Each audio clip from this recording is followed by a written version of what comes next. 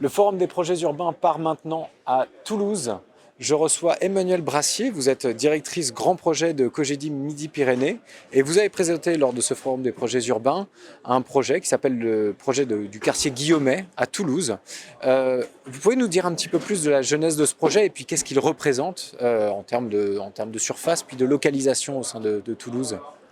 Oui, alors le projet de Toulouse-Guillaumet a la particularité d'être mené par un groupement d'aménageurs privés, ce qui est assez rare à Toulouse, composé en fait de Cogedim et de Crédit Agricole Immobilier. Et c'est un projet en fait que l'on a gagné à l'issue d'un dialogue compétitif fin 2017 et que nous développons en fait depuis 2018.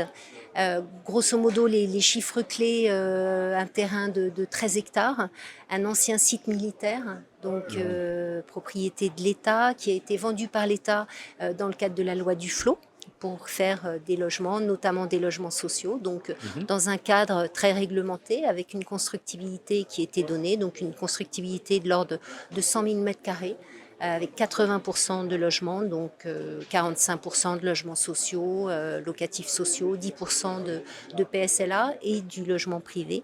D'accord. Voilà, les autres chiffres clés, 9000 m² d'équipements publics, dont une grosse dominante d'équipements sportifs, près de la moitié d'équipements sportifs, du bureau, 8500 m² et des commerces, 5800 m² de commerce. D'accord. Alors, situez-nous un petit peu déjà le projet au sein de Toulouse. Et est-ce que vous pourriez nous donner la particularité, enfin, on l'a vu, il y a une grande part qui est donnée à la nature sur ces 13 hectares. Vous parliez de 40%, je crois, d'espace vert, ou même plus, je crois même 60%. Non, 60% d'espace public, dont 40% d'espace vert. Est-ce que vous pourriez développer un petit peu cet aspect? Est-ce que c'était un aspect qui est venu du groupement d'aménageurs? Est-ce que ça a été une demande qui a été faite? Est-ce qu'il y a eu une consultation? Ouais.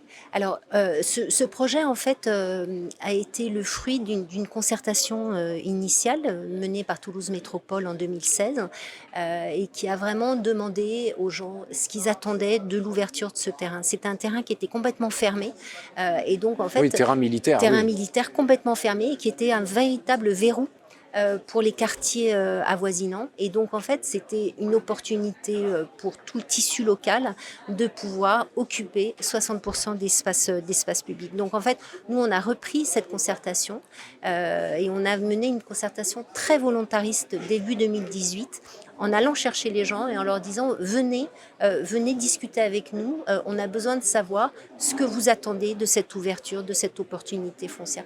Et donc ça a permis de conforter les choix qui avaient été faits au départ, notamment donc effectivement un grand besoin de retrouver la nature en ville.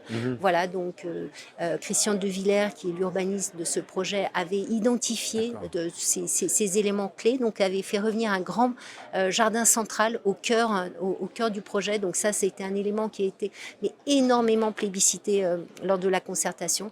Et donc il y a beaucoup, par exemple, de demandes qui ont été faites sur ce jardin central, sur ces nouveaux lieux de destination.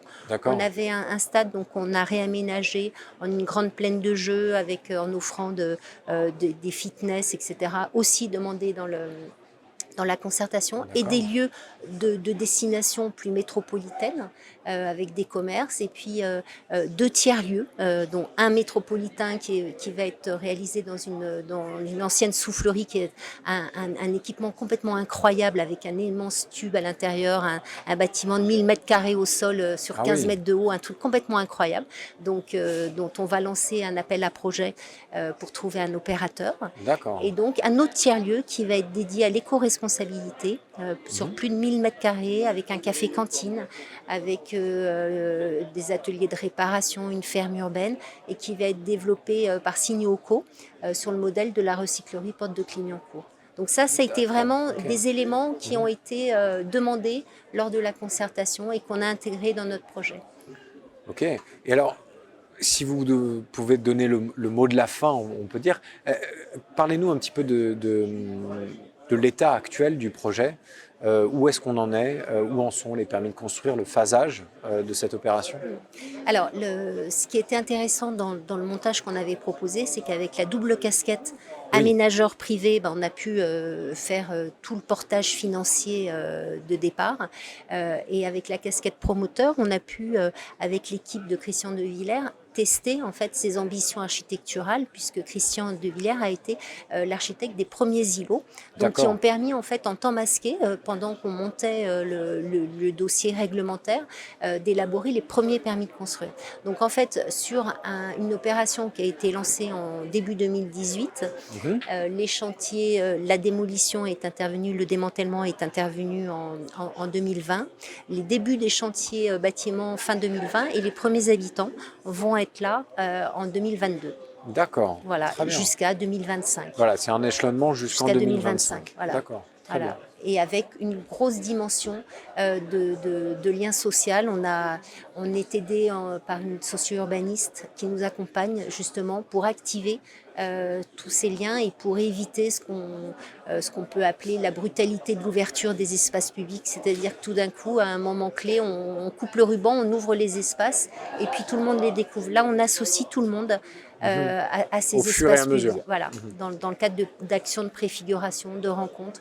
On travaille, on a des opérations assez emblématiques d'un point de vue innovation sociale avec une résidence intergénérationnelle qui travaille beaucoup sur l'inclusion des publics fragilisés. Et donc, D'accord. tous ces acteurs, un projet d'habitat participatif, tous ces acteurs sont vraiment des acteurs relais qui vont être après nous sur ce projet, qui vont rester et qui aujourd'hui sont vraiment porte-l'âme de ce projet. Manuel Brassier, merci beaucoup pour votre Avec témoignage. plaisir. On souhaite une bonne continuation à ce projet, ce grand projet urbain fondateur un peu pour la ville de Toulouse, hein, en tout cas structurant. On continue avec encore d'autres projets urbains à découvrir à ce forum. Merci, suivez-nous.